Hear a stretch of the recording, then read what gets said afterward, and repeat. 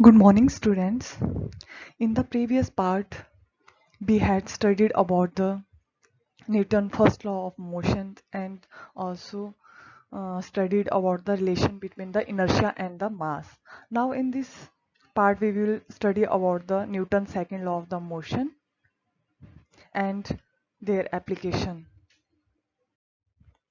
As the Newton's first law states that an object remains in the state of the rest or of the uniform motion in the straight line unless compared to change the state by an applied force.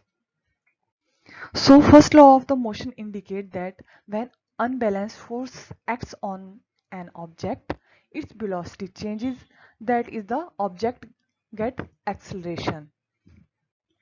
So now we would like to study how the acceleration of the object depends upon the force applied to it and how we measure the force. How does the force depend upon mass? The greater the mass, greater force will be required to move the object. So इस picture में आप देख सकते हैं कि जैसे क्या इसका मास क्या है, कम है एज कंपेयर टू दिस। तो इसमें कैसे फोर्स कैसे डिपेंड होता है मास पे? अगर क्या होगा, अगर मास ज़्यादा होगा किसी ऑब्जेक्ट का तो क्या होगा, ज़्यादा फोर्स की ज़रूरत होगी। अगर किसी ऑब्जेक्ट का मास कम है तो उसको एक्सलेट करने के लिए कम फोर्स की यूज होगा। The more an object has the mass, the more force is needed to accelerate the object, and small masses are easy to accelerate, big masses are hard to accelerate. So by this the force depends upon the mass. That means greater the mass, greater force will required. Smaller the mass, small force will apply to move that particular object. Now, how does the force depend on the change in velocity? If you apply more force to an object, it accelerates at the higher rate. जैसे कि इस picture में दिखाया, अगर हम क्या करेंगे, force क्या अगर कम लगाएंगे तो क्या एक्सेलरेशन कम होगी। एक्सेलरेशन कम होने का मतलब स्पीड क्या होगी, स्पीड कम होगी। लेकिन जब हम ज़्यादा फोर्स लगाएंगे तो उसकी जो किसी एक ये मान लो ये कोई मास है, एक बॉडी है, ऑब्जेक्ट है, अगर इसमें हम ज़्यादा फोर्स लगाएंगे तो क्या होगा, मोर एक्सेलरेशन होगी। मोर एक्सेलरेशन का मतलब स्पीड इंक्रीज फास्टर होएगी as compare to the less force. So by applying the more force we can accelerate the body at the higher rate. The impact produced by a moving object depends upon its mass and velocity. For example, if a small bullet fires at the highest velocity, it can kill a person. While during the game, if table tennis ball hit the player, does not hurt as compared to as the fast moving cricket ball hit a spectator. So basically जो impact of a moving object है वो किस पे depend करता है, mass and velocity पे। For example इसको समझने के लिए हम एग्जांपल ले सकते हैं कि अगर किसी खेल के दौरान किसी को टेबल टेनिस की बॉल हिट कर जाए तो वो कम हर्ट करती है as compare to the fast moving ball.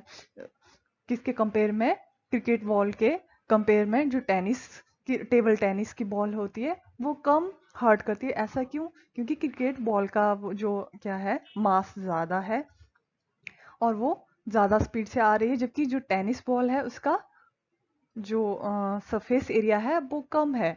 तो मास के कारण भी क्या होता है, मास से भी हमारा उससे हर्ट कम होते हैं। लेकिन यहाँ पे हमने बात की अगर कि मास ज़्यादा होगा तो किसी बॉडी को ज़्यादा फोर्स के साथ लगेगी, अगर मास कम है तो कम फोर्स के साथ लगेगी। लेकिन जब हम एक बुलेट में देखते हैं इसमें तो उल्टा होता है। जैसे बुलेट होता है उसका साइज बहुत छोटा होता है, मास उसका बहुत छोटा होता है, लेकिन जब वो हाई स्पीड के साथ वेलोसिटी के साथ चलती है तो वो एक पर्सन को किल भी कर सकती है, मतलब उसका इम्पैक्ट ज़्यादा है। तो इस जो एग्जाम्पल से हमें क्या कंक्लूड कर सकते हैं हम कि जो किसी भी ऑब्जेक्ट का, मूविंग ऑब्जेक्ट का इम्पैक्ट है वो किस पे डिपेंड कर रहा है, उसके मास पे और वेलोसिटी पे। अगर मास और वेलोसिटी ज्यादा होगी तो उसका इम्पैक्ट मोर होगा। Then momentum, momentum, the product of the mass and the velocity is called momentum.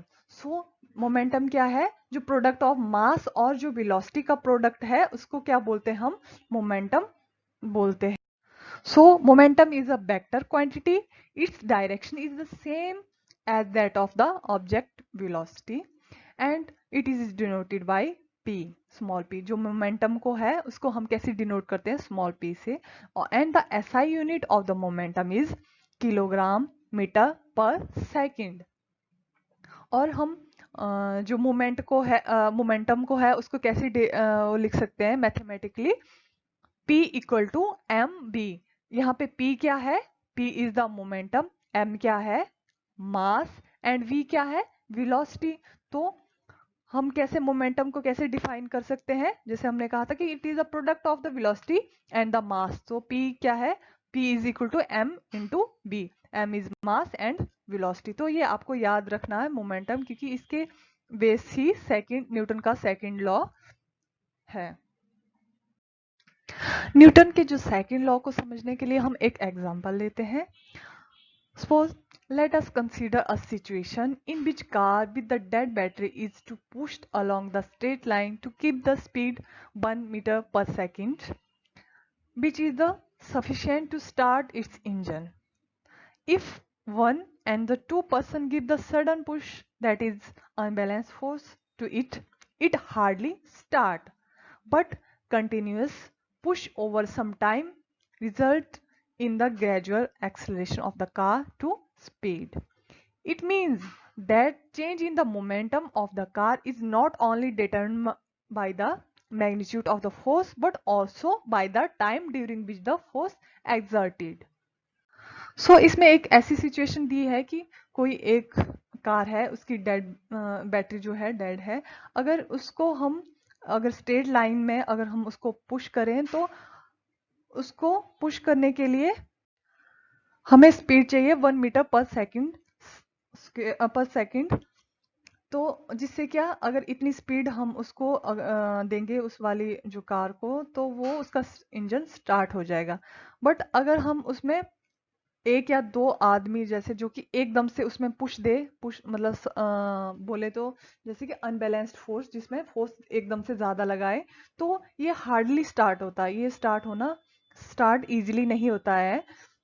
पर अगर हम कंटिन्यूस इसको पुश देते रहें तो कुछ टाइम बाद क्या होगा, जो कार वो एक्सलेट होना स्टार्ट हो जाएगी और इसकी स्पीड बढ़ जाएगी।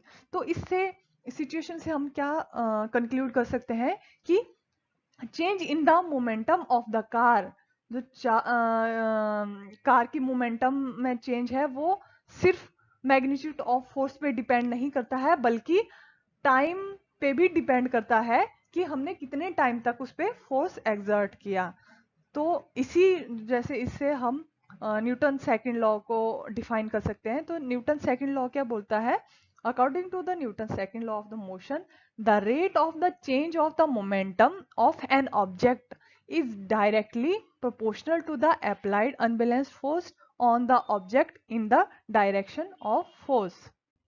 सो न्यूटन सेकंड लॉ के अकॉर्डिंग जो change in momentum of object वो डायरेक्टली प्रोपोर्शनल होता है अप्लाइड अनबैलेंस, जो हमने अनबैलेंस फोर्स अप्लाई किया in the direction of the force. The second law of the motion is often seen in the action in our daily life. Have you notice that while catching the fast moving ball, a fielder in the ground gradually pull its hands backward with the moving ball? Why he do so? In doing so, the fielder increase the time during the high velocity of the moving ball to decrease the zero.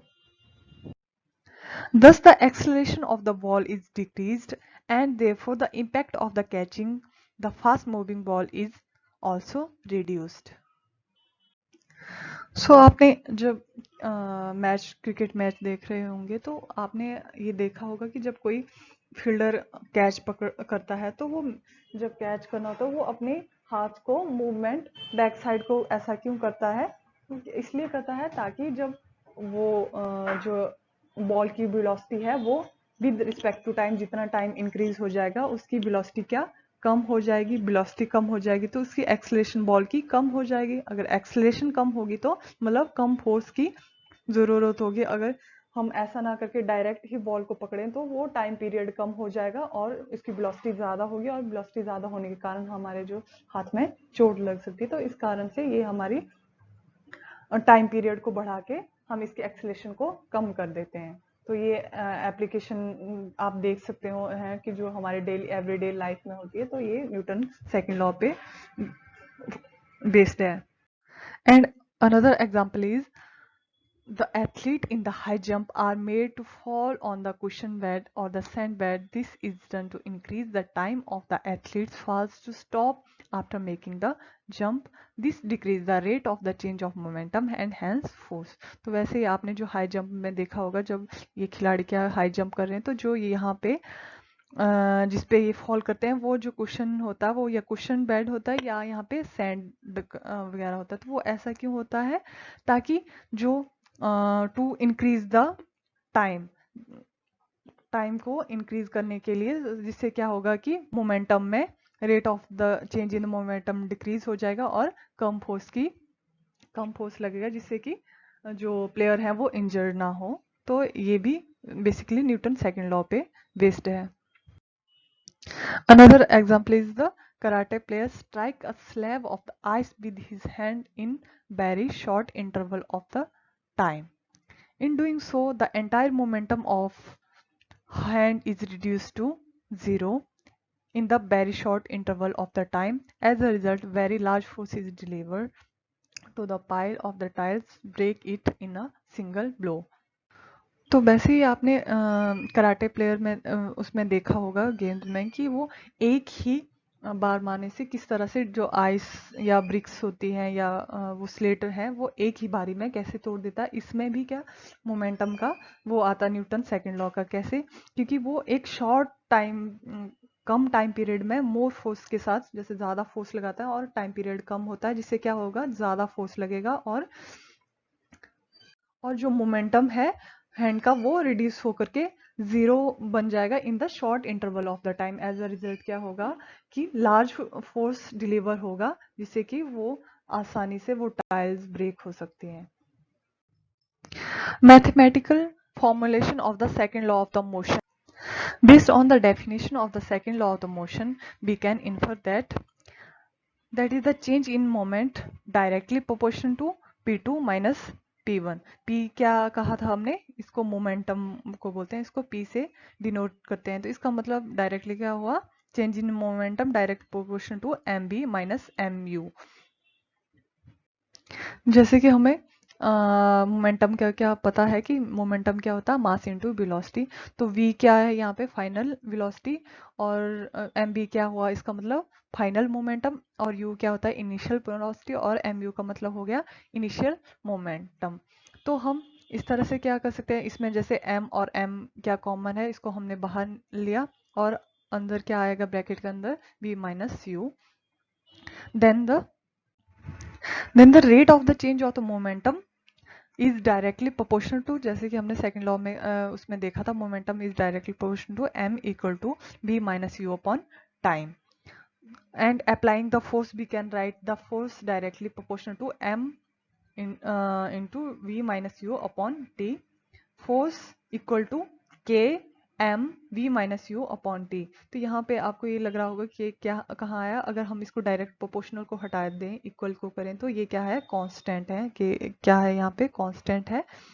तो हम इससे क्या निकाल सकते हैं, force equal to K M A and force is equal to M A. K क्या है यहाँ पे कांस्टेंट है और इसकी वैल्यू क्या आती है एक यूनिट आ रही। तो मतलब डायरेक्टली हम क्या लिख सकते हैं force equal to M A. तो फोर्स को हम कैसे ऐसे ऐसे भी डिफाइन कर हो सकता है ये कि मास इनटू एक्सेलरेशन को हम फोर्स बोल सकते हैं। फिर इसमें जैसे हमने वही कहा था कि u क्या है, इनिशियल वेलोसिटी है, v क्या है, फाइनल वेलोसिटी है, और एक्सेलरेशन हमें पता है कि v minus U upon T क्या होता है, एक्सेलरेशन। तो यहाँ पे जो ये आया था ना K M equal to B minus u upon T, तो यहाँ आगे हमने लिखा था एम ए। तो आपको ये लग रहा हो कि a क्यों लिखा, क्योंकि v minus U upon T क्या होता है, एक्सेलरेशन होता है। तो हम इस तरह से लिख सकते हैं। देन 1 यूनिट ऑफ फोर्स को कैसे डिफाइन कर सकते हैं हम, constant k into 1 kg into 1 metre per second square. इसकी वैल्यू फिर k क्या की वैल्यू क्या आती है, 1। तो बेसिकली हम 1 यूनिट ऑफ फोर्स को कैसे डिफाइन करेंगे, the 1 unit of force is defined as the amount that produces an acceleration of 1 meter per second square in an object of 1 kilogram mass, that is, this is the 1 unit of force is k into 1 kg into 1 meter per second square. So with the help of the second law of the motion, we can evaluate the amount of the force that being exerted on any object. From the formula as stated earlier, we can see that the force is directly proportional to the acceleration. So acceleration of an object can change the depending upon the change in the applied force. So basically acceleration depends upon the change in the applied force, and force is defined as into the mass into acceleration, and SI unit of force is kilogram meter second per second square, or it also can be written as n means Newton. So this is the SI unit of force. सो जो Newton second law के ऊपर base कुछ numerical है, उसको हम समझते हैं कि किस तरह से है। जैसे आपके बुक में एग्जांपल है 9.1, a constant force act on an object of the mass 5 kg for the duration of 2 seconds. It increased the object velocity from 3 meter per second to 7 meter per second. Find the magnitude of the applied force. इसमें आपने क्या करना है, एक force निकालना है। Now the force was applied for the duration of 5 seconds, but would be the final velocity of the object. और इसमें क्या निकालना है हमने, एक तो कितना फोर्स लगा और दूसरा फाइनल वेलोसिटी क्या है। तो जैसे कि क्वेश्चन में ही दिया हुआ है, इनिशियल वेलोसिटी दी है 3 मीटर पर सेकंड, एंड जो फाइनल वेलोसिटी भी दी है, टाइम भी दिया है और मास भी दिया है। जैसे कि हमें पता है, इससे पहले हमने जो न्यूटन सेकंड लॉ में देखा था, force equal to m into V minus U upon T. तो इस फॉर्मूले में हम जो ये वैल्यू पुट करके, जैसे m की वैल्यू पुट करके, v की वैल्यू पुट करके, u की वैल्यू पुट करके और t की वैल्यू पुट करके फोर्स को कैलकुलेट कर सकते हैं। तो यहाँ पे फोर्स कैलकुलेट करके आया 10 न्यूटन। तो अब हमसे पूछा है कि जो फाइनल वेलोसिटी क्या थी। तो अब जैसे आपका फोर्स 10 न्यूटन आया, अगर हम इसी इक्वेशन को F equal to M v minus U को अगर ये अरेंज करें, तो हम इस तरह से भी लिख सकते हैं v equal to U plus F T upon M. v क्यों लिखा हमने इस साइड, क्योंकि ये चीज हमें निकालनी है फाइनल वेलोसिटी। तो वैसे ही हम u की वैल्यू पुट करके, f जो भी है ये f फोर्स की वैल्यू पुट करके, टाइम की वैल्यू पुट करके और मास की वैल्यू पुट करके फाइनल वेलोसिटी निकाल सकते हैं। तो ये आपकी फाइनल वेलोसिटी आती है। उसी के साथ जो एग्जाम्पल 9.2 है, इसमें क्या पूछा गया है, which would be require the greater force acceleration of the 2 kg mass and at the 5 metre per second, और the 4 kg mass at the 2 metre per second square. तो इसमें पूछा है कि किसके लिए ज्यादा एक्सेलरेशन लगेगी, उस वाले ऑब्जेक्ट के लिए कि जिसका 2 kg वेट है at the 5 metre per second square, या 4 किलो मास है at the acceleration of the 2 metre per second square. तो अब इसको कैसे कैलकुलेट करेंगे हम, जैसे हमें पता है फोर्स क्या है, होता है m equal to A mass into acceleration. तो यहाँ पे मास दिया हुआ है और एक्सेलरेशन भी दी है। तो फर्स्ट केस में m A equal to kg है और एक्सेलरेशन 5 है।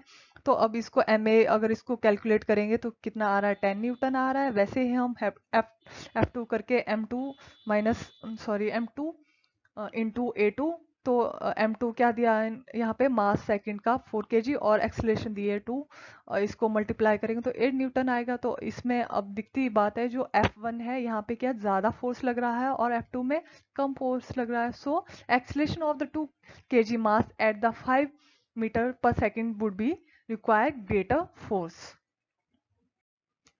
Another example is 9.3. In this example, a motor car is moving with a velocity of 108 km per hour and it takes 4 seconds to stop after the brakes are applied. Calculate the force exerted by the brakes on the motor car if the mass along with the passenger is 1000 kg. तो इसमें basically force का कहा है कि force calculate करना है हमने, और यहाँ पे क्या दिया हुआ है, वेलोसिटी दी हुई है और टाइम पीरियड दिया हुआ है। तो इसमें क्या दिया है कि the initial velocity of the motorcycle initial velocity क्या दी है, 108 किलोमीटर पर आवर। तो इनिशियल यू क्या है, 108 किलोमीटर पर आवर। लेकिन हमने यहाँ पे क्या, आपको पता है कि हमें जो वेलोसिटी का है मीटर पर एसआई यूनिट क्या है, मीटर पर सेकंड है। तो अब हम इसको किलोमीटर को पर आवर को किस में चेंज करेंगे, मीटर पर सेकंड में। तो इसको 108 इंटू, तो 1 किलोमीटर में कितने मीटर होते हैं, 1000 मीटर, डिवाइडेड बाई 1 आवर में कितने होते हैं, 3600 सेकेंड होते हैं। तो इसको हम 60 भी मल्टीप्लाई कर सकते हैं। और उसके बाद फाइनल वेलोसिटी क्या दी है, 0 दिया हुआ है। तो हमारे पास इनिशियल वेलोसिटी भी आ गई और फाइनल वेलोसिटी भी आ गई। और अब हमें वो कैलकुलेट करना है कि फोर्स कितना एक्सर्ट होता है, और टाइम भी दिया है 4 सेकेंड। तो जैसे कि हमें पता है कि फॉर्मूला फोर्स क्या होता है, इसको हम इस तरह से भी लिखते हैं, वैसे तो F इक्वल टू ma होता है। और एक्सेलरेशन को हम, क्योंकि यहाँ पे डायरेक्टली एक्सेलरेशन नहीं दिया हुआ, यहाँ पे इनिशियल और फाइनल दिया हुआ है, तो हम उस वेलोसिटी उस फॉर्म में लिखेंगे F equal to m into V minus U upon T. तो उसमें क्या करेंगे, हम वैल्यू पुट करेंगे, F equal to m mass क्या दिया है यहाँ पे 100 kg and multiply final velocity क्या है, 0 है। और जो इनिशियल वेलोसिटी क्या निकली हमारी 30 मीटर पर सेकंड, और टाइम कितना दिया है, 4 सेकंड। तो अगर इसको हम कैलकुलेट करेंगे तो ये आ रहा है हमारा 1 -7500 न्यूटन। एंड जो ये नेगेटिव साइन शो कर रहा है, ये क्या करता है, show negative sign tell us about that force exerted by the brakes is the opposite to the direction of the motion of the motor car. तो ये नेगेटिव साइन वो शो कर रहा है कि जो फोर्स लगा है वो किससे, जो हमने ब्रेक अप्लाई किया हुआ है, वो फोर्स है वो किस में, अपोजिट डायरेक्शन है एज कम्पेयर टू जिस डायरेक्शन में मोटरसाइकिल मूव हो रहा था, उससे अपोजिट डायरेक्शन में ब्रेक ने फोर्स लगाया। कितना फोर्स लगाने की जरूरत होगी, -7500 न्यूटन, इतने फोर्स की जरूरत होगी उसको ब्रेक करके जो मोटर कार है उसको स्टॉप करने के लिए। और ये साइन किस में है, नेगेटिव में, मतलब अपोजिट डायरेक्शन में फोर्स लग रहा है।